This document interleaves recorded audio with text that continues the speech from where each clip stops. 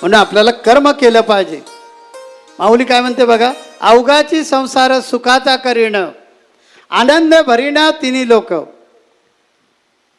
म्हणजे संपूर्ण आकाशाला गवसणी घालण्याचं सामर्थ्य या ज्ञानेश्वरीमध्ये आहे.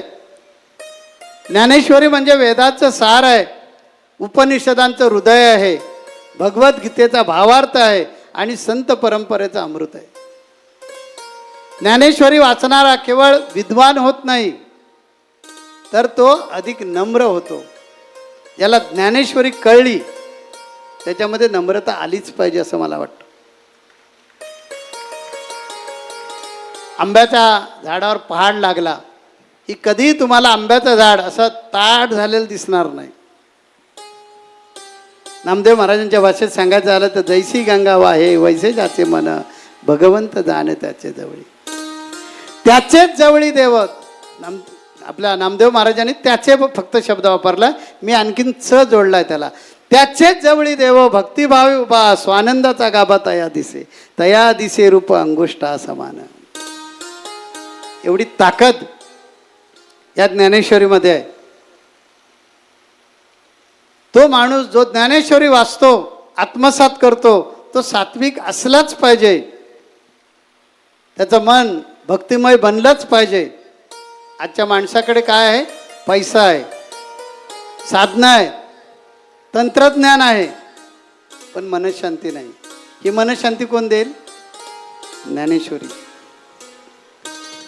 अशा काळामध्ये आज ज्ञानेश्वरी हे जीवनाचं एक मार्गदर्शक आहे.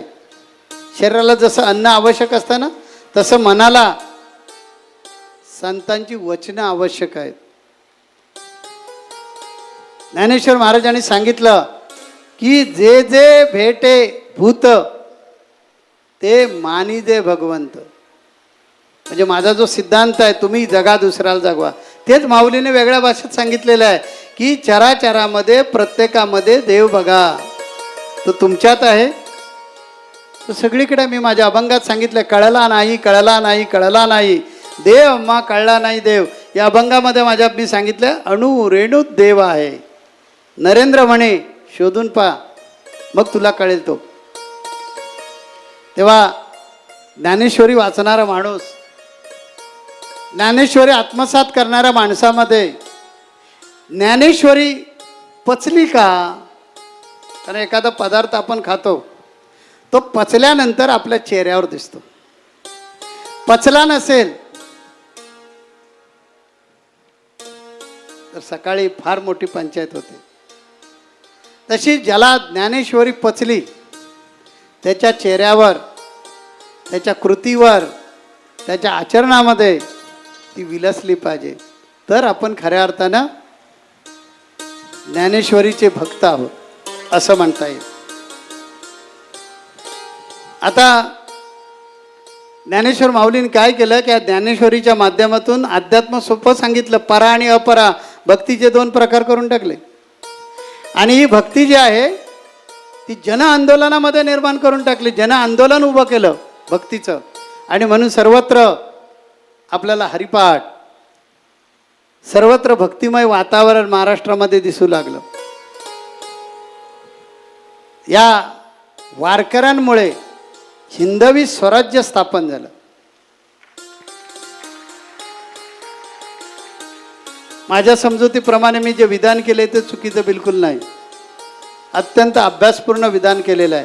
ज्ञानेश्वर माऊली, तुकोबाराया, नामदेव महाराज, एकनाथ महाराज, संत चोखामेळा, नरहरी सोनार, जनाबाई, सखूबाई अशा अनेक संतांच्या मांदियाळीमुळे आणि त्यांच्या संस्कारामुळे आमचा वारकरी सात्विक झाला, पवित्र झाला, संस्कृतीशी नाळ जोडून ठेवणारा झाला. नाहीतर ज्यांचं आक्रमण होणार होतं, देव किती ज्ञानी असतात, डोळस असतात. ज्ञानेश्वर माऊलीनं ओळखलं होतं की पुढे आता मोगलांचं राज्य येईल. बाई आणि बाटली हाऊस मौज करण्यामध्ये आयुष्य जाईल. आमची परंपरा होती 1 वर्षापासून 25 वर्षापर्यंत ब्रह्मचार्य, 26 ते 50 ग्रस्ताश्रम, 51 ते 75 वानप्रस्थ 76 ते 100, कारण 100 वर्ष माणूस जनरली जगतो. संन्यास आणि मोक्ष मिळवा, ही जी जीवन प्रक्रिया होती, ह्या प्रक्रियेला लोक कंटाळणार.